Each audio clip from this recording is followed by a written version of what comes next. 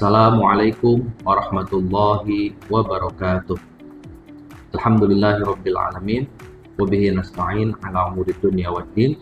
Sayyidina wa maulana Muhammadin wa ala alihi wa sahbihi wa barik wasallim ajma'in.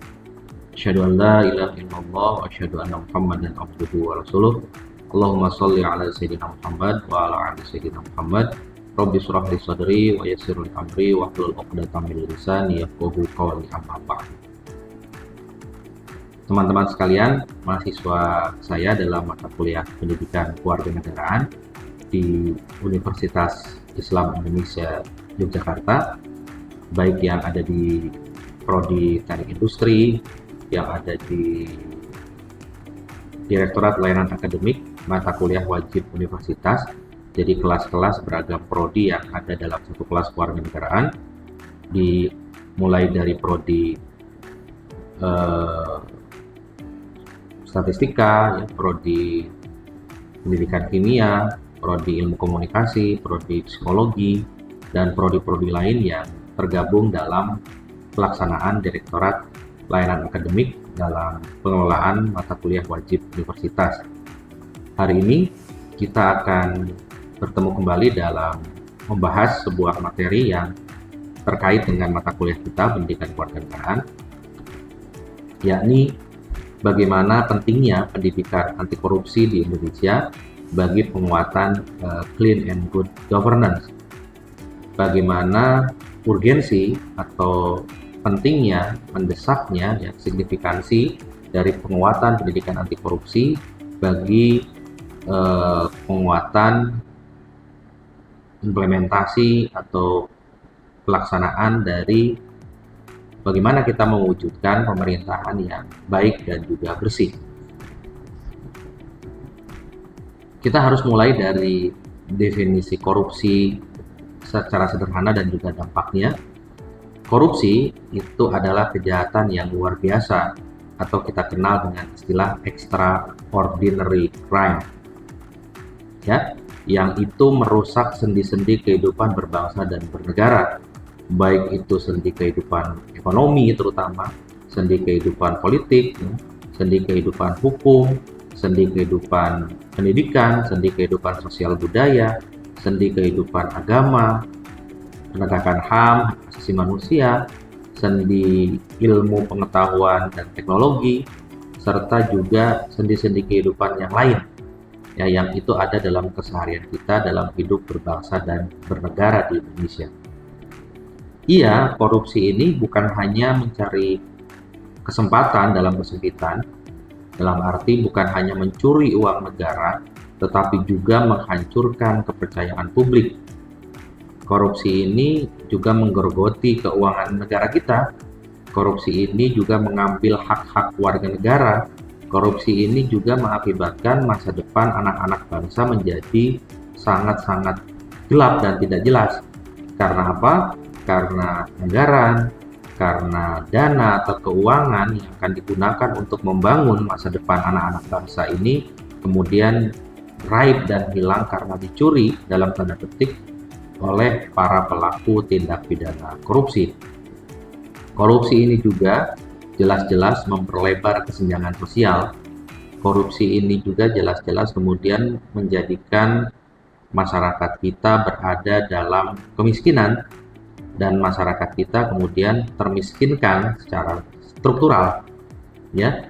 Dan jelas korupsi ini yang paling pasti adalah menghambat pembangunan. Korupsi ini kemudian mengakibatkan bangsa kita tidak jelas arah pembangunannya akan seperti apa, ya. Oleh karena itu, kita bisa katakan bahwa saat ini negara kita Indonesia masih menghadapi tantangan besar dalam upaya memberantas korupsi. Dengan kata lain, pemberantasan korupsi menjadi satu PR bersama.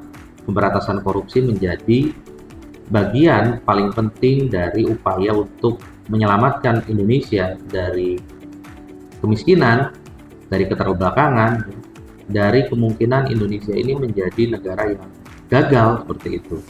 Mengapa demikian? Karena korupsi ini sudah masuk ke dalam keseharian kita, sudah membudaya. Dahulu ada anekdot, ada guyonan di masa Orde Baru, di masa Presiden Soeharto masih memimpin menjadi Presiden Indonesia, korupsi itu masih terjadi di bawah meja. Dengan kata lain, korupsi masih satu hal yang belum masif ya, masih malu-malu mungkin melakukan korupsi karena masih di bawah meja, dan mereka pelaku korupsi kemudian tidak terang-terangan, tidak secara sistematis, dan juga tidak mengajak teman dalam konteks yang banyak seperti itu. Makanya ada istilah korupsi masih terjadi di bawah meja. Sekarang yang terjadi adalah korupsi terjadi di atas meja, selain mejanya tentu juga dikorupsi sekalian seperti itu. Ini menunjukkan bahwa kemudian sekarang budaya korupsi itu sudah menjadi budaya. Ya, tindakan-tindakan koruptif itu sudah masuk ke dalam berbagai sendi kehidupan kita tadi, ya, dari aspek politik, ekonomi, sosial budaya, pendidikan, hukum dan HAM, ilmu pengetahuan dan teknologi, alam dan lingkungan, ya. Bahkan kemudian korupsi sudah menjangkiti ranah-ranah yang seharusnya itu anti dan juga kemudian mengatakan tidak pada korupsi, yaitu ranah atau wilayah keagamaan, pendidikan, sosial, ya, dan kemasyarakatan. Kita tahu bahwa di masa COVID, bahkan dana bantuan sosial COVID pun, ya, ketika ada COVID-19, ya, COVID-19 itu mengejala di Indonesia, dana bantuan sosial itu dikorupsi dengan tingkat korupsi yang sangat tinggi. Ya, Al-Quran pengadaannya juga dikorupsi di Kementerian Agama pernah, itu dalam 15 tahun yang lalu. Kemudian dana korupsi ibadah haji dan sebagainya.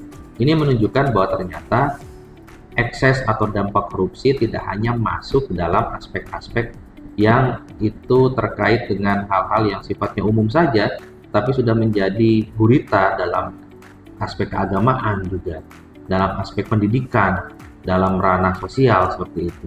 Nah, banyak sekali pejabat dan pengusaha misalnya telah ditangkap oleh KPK, ya, sebagai lembaga yang extraordinary, lembaga yang memang sifatnya ad hoc awalnya, tapi kemudian seolah-olah menjadi lembaga yang paling depan, menjadi garda terdepan dalam upaya pemberantasan korupsi.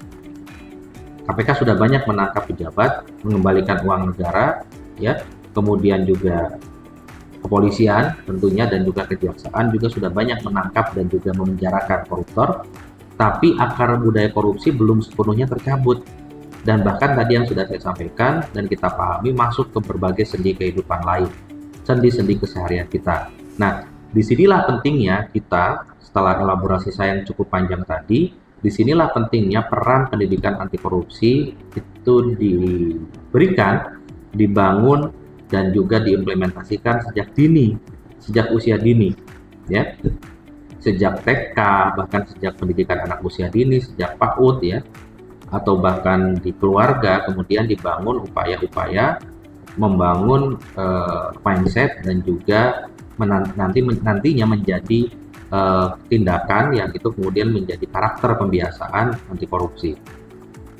Kita akan mulai dulu dari konsep tentang clean and good governance juga, ya.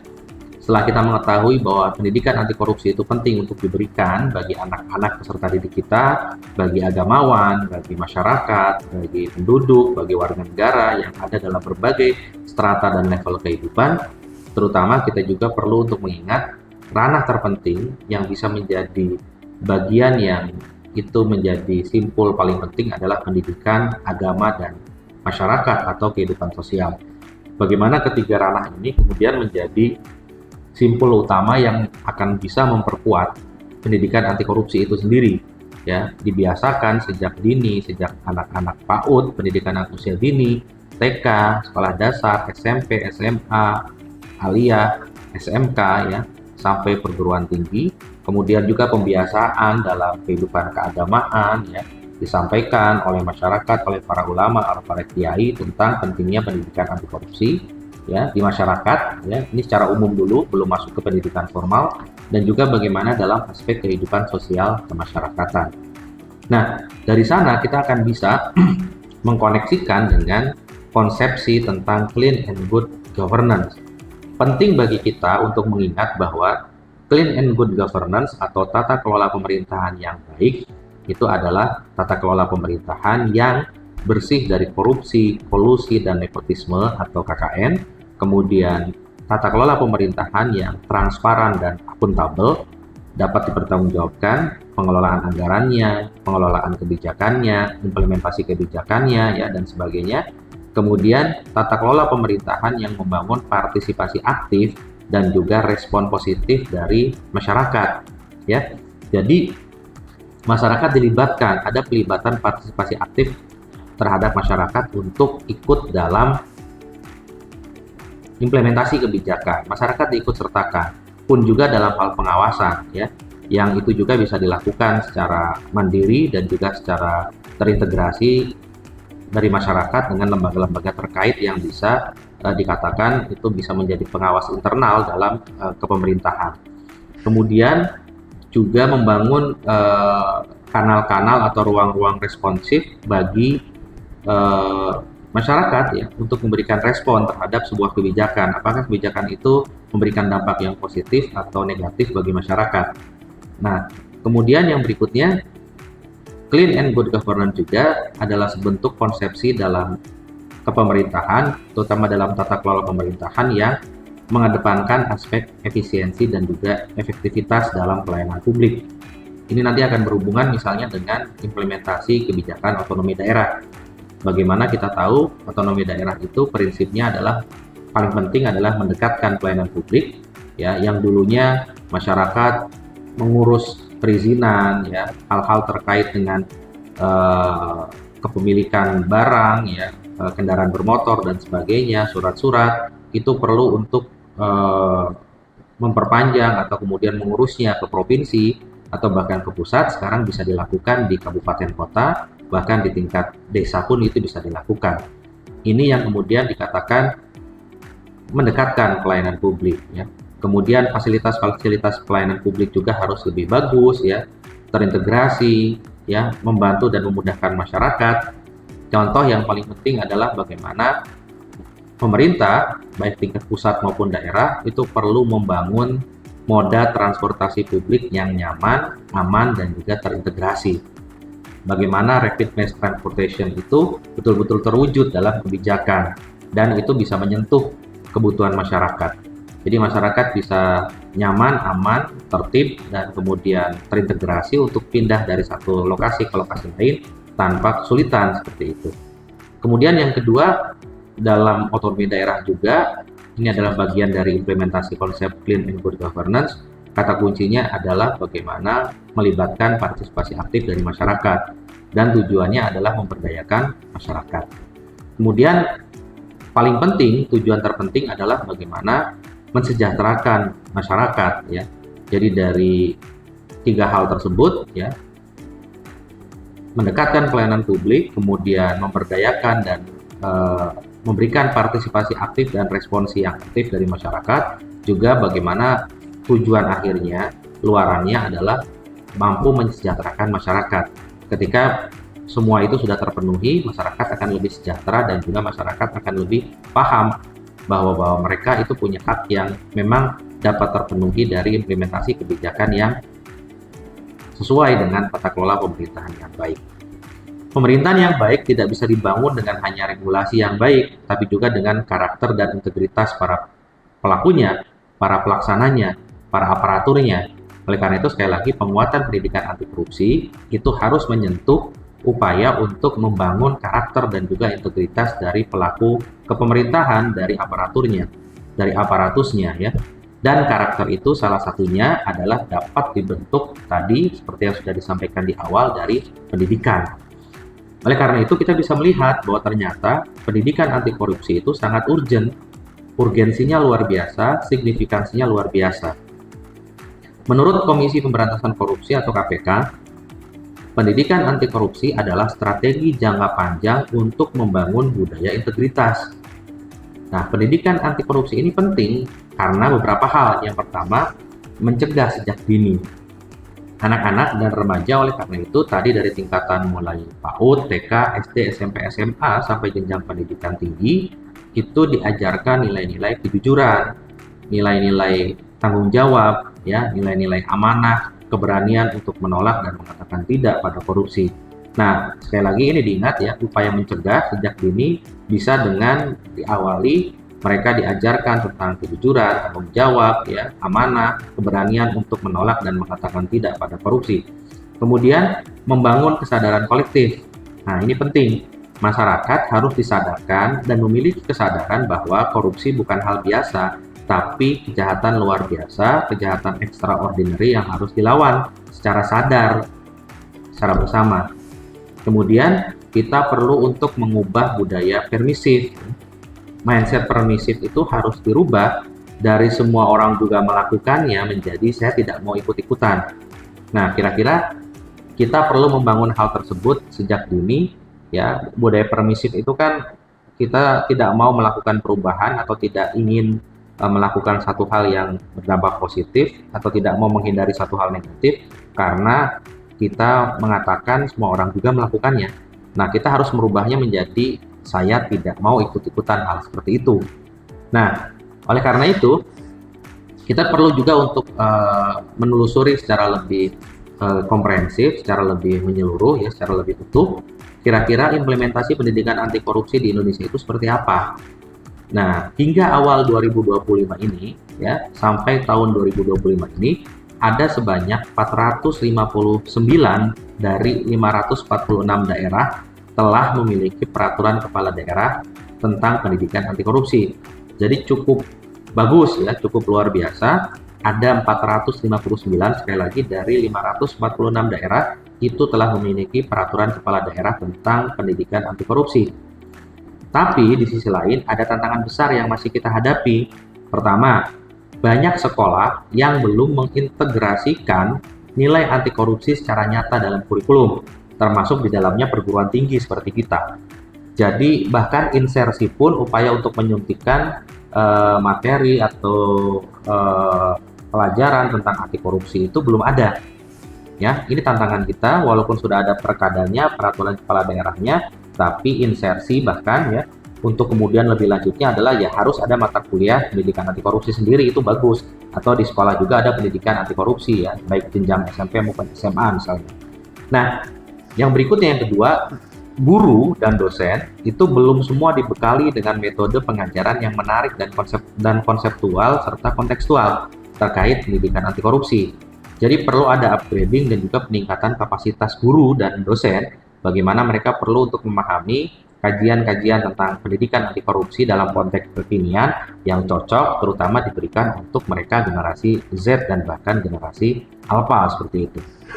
Kemudian yang berikutnya tantangan besar juga adalah masih ada perilaku koruptif, ya, yang walaupun itu kecil tapi itu terjadi di sekolah, ya, di perguruan tinggi, ya, dan sebentuk manipulasi data, misalnya titip presensi dan sebagainya. Nah, ini perlu untuk menjadi perhatian kita bersama. Oleh karena itu, bagaimana langkah berikutnya terkait strategi efektif dalam pendidikan anti korupsi? Beberapa pendekatan yang bisa dilakukan adalah integrasi dalam mata pelajaran, minimal menginsersi atau menyuntikkan, memasukkan bahan kajian dalam beberapa pertemuan, dari 14-16 kali pertemuan dalam tatap muka satu semester misalnya, itu ada 3 materi yang itu terkait dengan masalah bagaimana menolak, ya, mengatakan tidak pada korupsi dan menghindari, serta kajian pengetahuan tentang budaya anti korupsi seperti itu. Kita bisa menginsersikan dalam mata pelajaran misalnya di SMP, di SD, di SMA tentang pendidikan Pancasila dan pendidikan kewarganegaraan, juga di perguruan tinggi, ya. Kemudian juga bisa dimasukkan dalam mata pelajaran atau mata kuliah agama, ya, dan sejenisnya, mata kuliah yang terkait dengan kepribadian, ya, seperti pendidikan budi pekerti luhur misalnya di SD atau SMP masih ada, itu semoga ada, ya. Kalau sudah ada dan kemudian mengarah untuk kembali diadakan pendidikan budi pekerti luhur, itu bagus sekali, keren, dan juga bisa diinsersikan mata pelajaran yang materi-materi kajian tentang pendidikan anti korupsi.